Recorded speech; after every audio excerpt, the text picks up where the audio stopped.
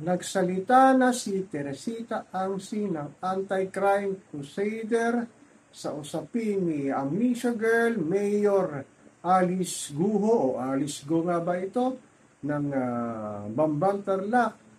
Ang sabi ni Teresita Angsi, masyado na raw nagiging personal na atake kay Mayor Alice Go sa ginagawang pandinig sa komite ni Senadora Risa Ontiveros na witch hunt na raw ang ginagawa ng mga senador sa pag-iimbestiga sa tunay na pagkatao ni Alice Go. Ang nakakalungkot lang nga, pera ng taong bayan ang ginagastos dito sa Senate hearing nito. Ano ba ang gustong puntahin ng mga senador sa nangyayaring ito? Kasi nga, kung hindi nga ito Pilipino o Chinese man ito, sinabi niya ni Senate President Chis Escudero walang karapatan ang COMELEC para i-disqualify siya bilang mayor ng Bamban Tarlac.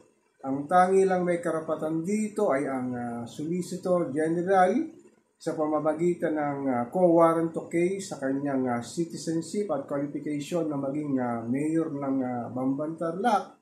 Ito mga senador natin kung makagisa o pagtatanong kay Mayor Alice ay ganun-ganun na lamang na ano ba ang kanilang pinupunto. Kung may problema man sa Pogo sa Bamban Tarlac, mag-file sila ng kaso doon sa mga namumuno ng Pogo.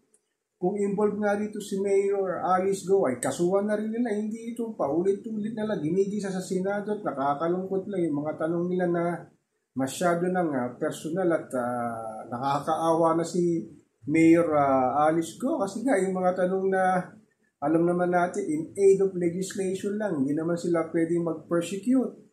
Ito kasi si Senadora Risa Ontiveros, panay din yata ang magandang sinasabi niya na para daw sa kapakanan ng ating bayan. Pero ang nangyayari parang nagpapabida ito dahil nga alam naman natin na isa sa sinasabing nasa minority block ng Senado at ang sabi ng ilang netizen nagpapa-impress na.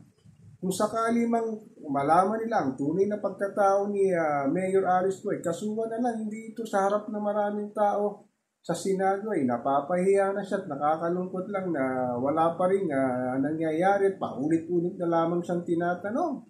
So sinabi nga ni Teresita Angsi na grabe na ang mga tanong na ipinupukol kay Mayora na hindi naman dapat kasi nga ang nangyayari dito, yung credibility ng Senado nakakawalang gana na.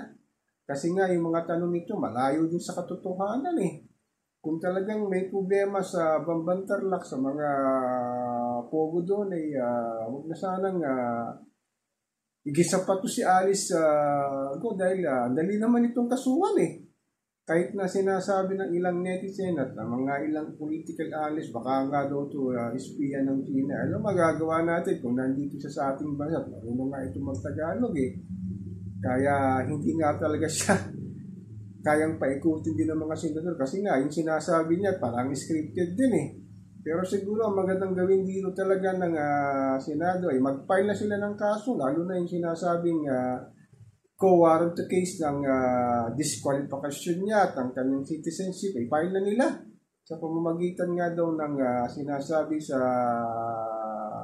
ni Chis Escudero na tanging ang Solicitor General lamang ang makapagpasya kung anong tamang gawin dito kay Alice Go. Kung di talaga sila content pa, di file na nila ng kaso kung ano pang dapat gawin para mahinto na itong ginagawa ng mga senador at senadora natin na alam naman nating in aid of legislation lang. Sana naman mahinto na itong hearing na ito na ang daming dapat gawin na ating mga senador at senadora para sa ikabubuti ni Juan Pasangpus na hindi na alam kung saan kukunin ang kanilang pangkain sa isang araw na ilalapag sa hapagkainan.